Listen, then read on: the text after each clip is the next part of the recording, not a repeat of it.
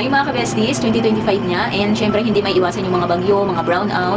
Kaya dapat kung may extra budget tayo, mas maganda naghahanda tayo ng mga portable flashlight na gaya nito. Meron namang malalaki nito pero kung sakto lang yung budget mo, dito ka na lang sa mga ganito kaliit. Ang kagandahan po kasi nito, if ever na brownout, may magagamit tayong emergency light at pwede rin po tayo makapag-charge dito ng cellphone. Pwede po natin siya magamit as power bank. May iba't ibang feature na rin siya ng ilaw. Meron siyang pang night vision. At meron naman siya yung ordinary light, yung kulay puti. Ito po yung pang night vision niya, ito po yung kulay dilaw. At pag pinindot natin yung pangalawang button uli, iilaw naman po yung gilid niya. Itong mga ilaw po, itong mga LED po sa gilid, magbe-benefit po ito sa mga student or kapag nagdi-DIY ka tapos nagkataong nag-brownout po, magagamit nito. White po yung effect ng ilaw nito ha, pa-white po ang effect niyan. At yung mga ilaw naman niya po dito sa may gilid, long distance po ang effect niyan. So, kung naka-follow po kayo sa akin, makikita niyo po yung other videos na ginawa ko. Pinakita ko po doon kung gaano kalayo yung nararating ng effect ng ilaw niya.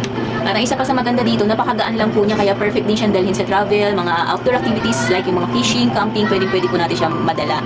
And since pwede po siya magamit as power bank, perfect din talaga siya pang magte-travel tayo. No need na po natin magdala ng power bank kapag may ganito na po tayo. Actually, ito rin yung dinala ko po nung time na nagbakasyon po kami. And sana hindi na natin maranasan yung mga bagyo, mga brownout, pero mas maigi pa rin na maging ready tayo. Kaya kung may extra budget kayo, ilalagay ko na lang yung link dyan sa yellow basket.